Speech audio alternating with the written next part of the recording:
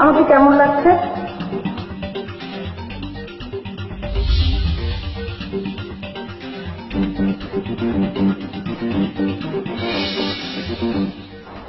ভালো।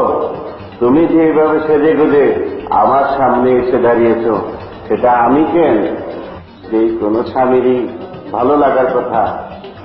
জানো, এটা চলো। কোথায়? কেন? কালকে বিয়ের অনুষ্ঠানে।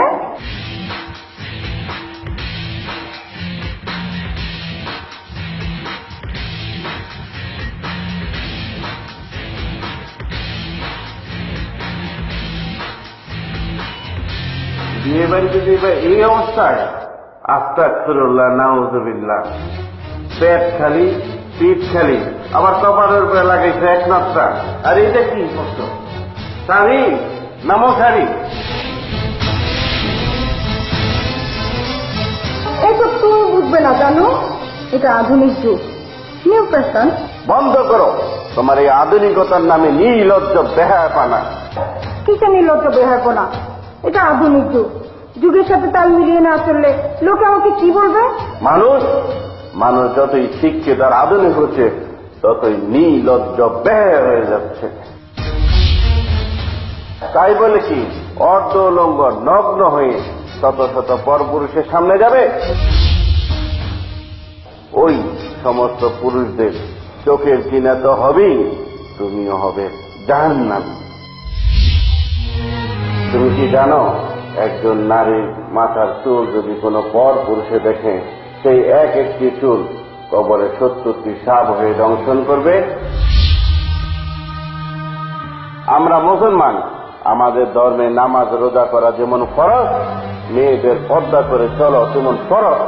এত সুন্দর করে সেজে গুজে আসলাম তোমার সাথে যাবো বলে, তুমি আমাকে এসব কি বলছো? আমি ঠিকই বলছি তো, যাবে ভালো কথা। মুন্না কোথায়? মুন্না যাবে না? মুন্নাকে তোর মামার সাথে পাঠিয়ে দিয়েছি। কেন মুন্নাকে তার মামার সাথে পাঠালে? তার তো আমাদের সাথে যাওয়ার কথা ছিল। কি আশ্চর্য, কি যে বলো তুমি! মুন্নাকে আমি সাথে করে নিয়ে যাব? সবাই আমাকে আন্টি খালামণি বলে ডাকবে না? তাহলে কি তোমরা সবাই আপু বলে ডাকবে? যাও, ভালো শাড়ির মার্জিত পোশাক পরে এসো।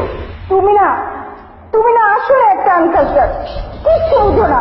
আমি কি বুঝি না বুঝি এটা সময় এলে বুঝিয়ে দিব। এখন যাবে কি না সেটা বলো। যাচ্ছি।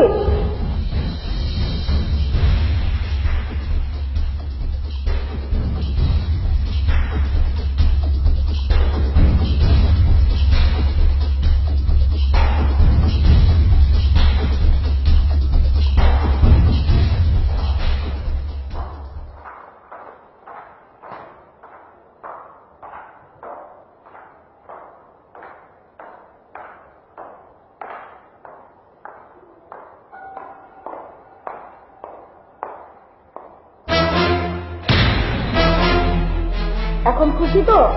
এবার চলো যাই।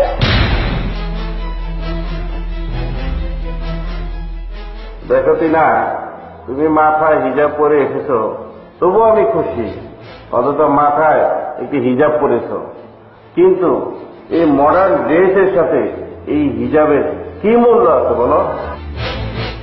তোমার এই পোশাক পরা দেখে রাসূল সাল্লাল্লাহু আলাইহি সাল্লামের একটি হাদিস মনে পড়ে গেল।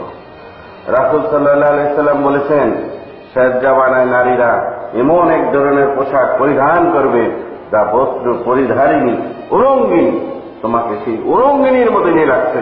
কি আমাকে উলঙ্গিনীর মতো লাগছে? যাও, তোমার সাথে আমি আর কোথাও যাবো না। তুমি আসলে ক্যান্সার।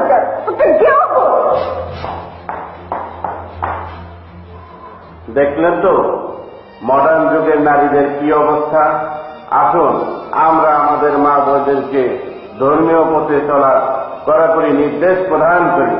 নিজেরা গুনাহ থেকে বাঁচি, অন্যদেরকেও গুনাহ থেকে বাঁচাই।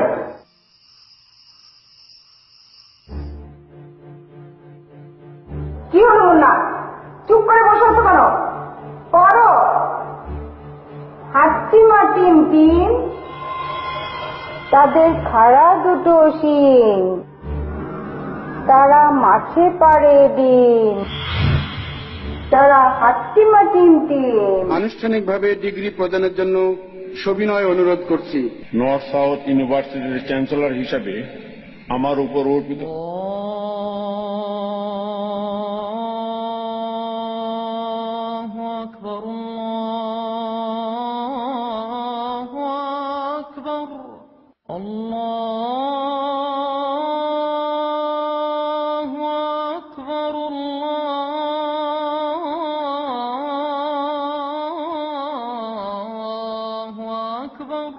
না, এশার নামাজটা জামাতের সহিত আদায় করে আসি, খবরটা পরও দেখা যাবে।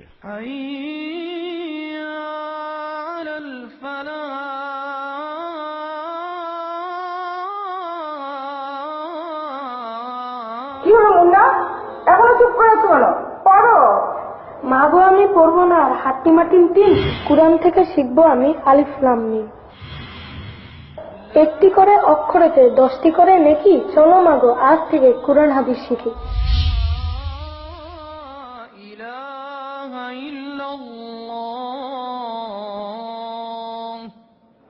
আমি বললাম ইংলিশে অনার্স, আর এই ডিজিটাল যুগে তুমি কোরআন হাদিস শিখবে?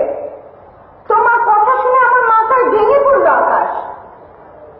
আরে যেতেই তুমি থাকো না ইংলিশে IBA পাস, ধর্মের জ্ঞান নাই, তুমি মূর্খ মূর্খ মূর্খ। যদি মূর্খই না হতে অন্তত আজানটা শুনে মাথায় কাপড়টা বেঁচে। সত্যি আমি খুব লজ্জিত, আমার ক্ষমা করো। এমন ভুল আর কখনো হবে না। লজ্জিত হওয়ার কিছু নাই, তুমি তোমার ভুল বুঝতে পেরেছো, সেজন্য তোমাকে ধন্যবাদ। তোমার ছেলে পড়ালেখা করবে না, এই ডিজিটাল যুগে ও নাকি কোরআন হাদিস শিখবে। ওকেও কিছু বলো।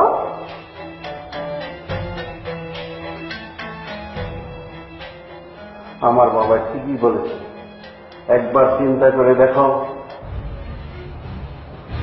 আমার এই সোনার বাংলায় কেন জঙ্গি সৃষ্টি হচ্ছে, কেন চুরি ডাকাতি চিন্তায় রাহাজানি হচ্ছে, কেন মানুষ মানুষকে হত্যা করছে, আর কেন গৃহবধূ হতে শিশুরা পর্যন্ত দর্শিত হচ্ছে। তার একমাত্র কারণ ধর্মীয় শিক্ষা না থাকার কারণেই এইসব হচ্ছে। ওগো, তুমি ঠিকই বলেছ। প্রত্যেক বাবা মার নৈতিক দায়িত্ব তার সন্তানকে ধর্মীয় শিক্ষায় শিক্ষিত করে গড়ে তোলা। আজ থেকে আমিও আমার সন্তানকে ধর্মীয় শিক্ষায় শিক্ষিত করে গড়ে তুলব, আর নিজেও নামাজ রোজা কায়েম করব, পর্দা করে চলব।